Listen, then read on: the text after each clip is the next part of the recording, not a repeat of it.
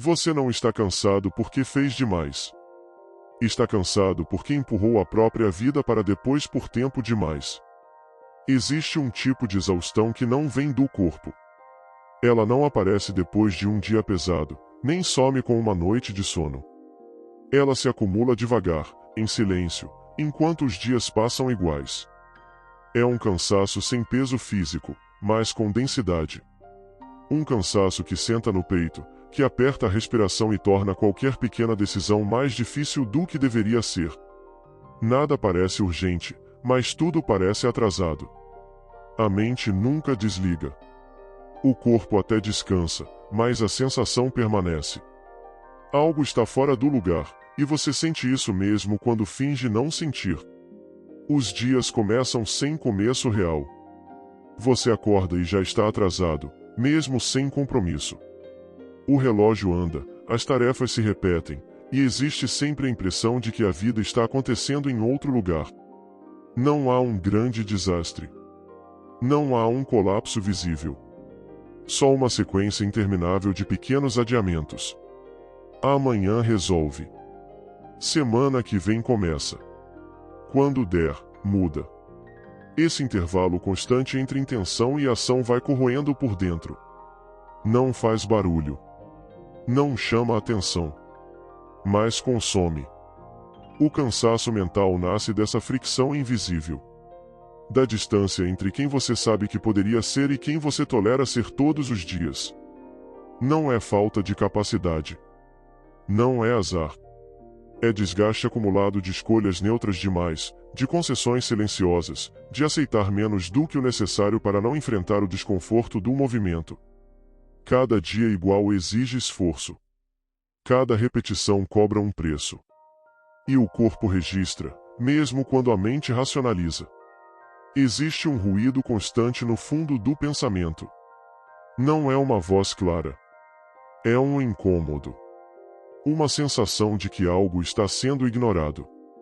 Você segue funcionando, respondendo mensagens, cumprindo obrigações mínimas, mantendo a aparência de normalidade. Mas por dentro existe uma pressão leve e contínua. Não dói o suficiente para parar tudo. Não incomoda o suficiente para mudar. Fica ali, drenando energia, tornando tudo mais pesado do que deveria ser. Você se acostumou a esse estado. Aprendeu a conviver com ele. Chamou de fase, de momento, de realidade. Disse para si mesmo que todo mundo vive assim. Normalizou o errado porque confrontar seria mais cansativo do que continuar. E assim, dia após dia, a vida foi ficando atrasada.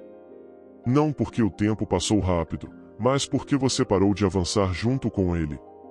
Há uma diferença entre descanso e fuga, mas ela é fácil de confundir. Descanso devolve clareza. Fuga anestesia. Quando o cansaço vem do atraso, o descanso não resolve.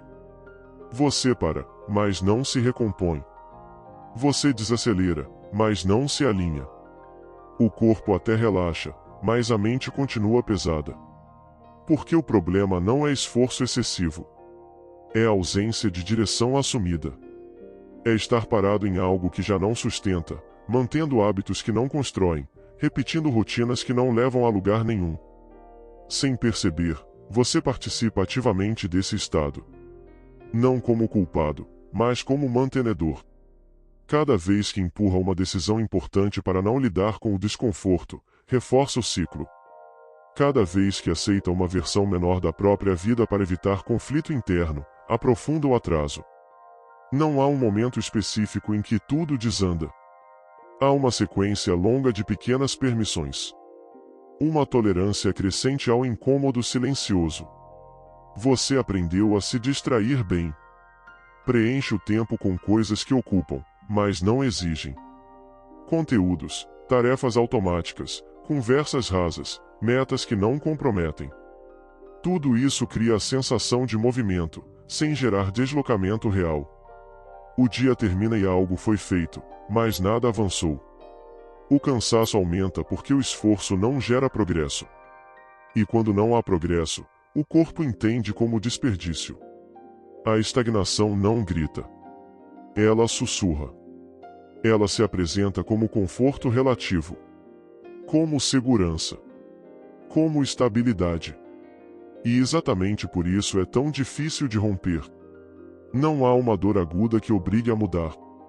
Só um desgaste contínuo que vai minando a disposição, a confiança, a energia. Aos poucos, você começa a duvidar de si mesmo. Não de forma explícita, mas na forma como evita se expor, como reduz expectativas, como se conforma com menos. O auto-engano entra como proteção. Você cria narrativas para justificar a espera. Diz que não é o momento certo. Que falta algo. Que depois será melhor. Essas histórias aliviam no curto prazo, mas cobram juros altos com o tempo. Cada justificativa adia o confronto com a realidade de que ninguém está segurando sua vida além de você mesmo. E admitir isso não é libertador. É pesado. Porque elimina desculpas. A verdade seca é simples e difícil de sustentar. O cansaço que você sente é proporcional ao tempo que passou vivendo abaixo do que sabe que deveria. Não abaixo do ideal. Abaixo do necessário. Existe um limite interno de tolerância. Quando você o ultrapassa por muito tempo, o sistema começa a falhar. A mente fica lenta. O corpo perde vitalidade. A disciplina desaparece não por fraqueza, mas por falta de sentido percebido. Disciplina sem alinhamento vira punição. Rotina sem propósito vira prisão. E quando a vida vira algo a ser apenas suportado, o cansaço se torna constante. Você não está esgotado porque faz demais. Está esgotado porque se exige permanecer em um lugar interno que já não comporta quem você é hoje. Atrasar a própria vida exige energia. Manter o errado funcionando custa caro. Essa ideia se repete de formas diferentes, mas aponta sempre para o mesmo núcleo. Permanecer onde não há crescimento drena. Adiar decisões importantes desgasta. Fingir que está tudo bem consome mais energia do que admitir o incômodo. Não há suavidade nisso. Não há promessa de alívio imediato. Apenas a constatação de que o corpo e a mente cobram coerência com o tempo. Você sente quando está alinhado. Mesmo cansado, existe clareza.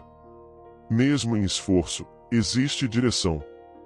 Quando isso falta, tudo pesa. Atraso não é só cronológico.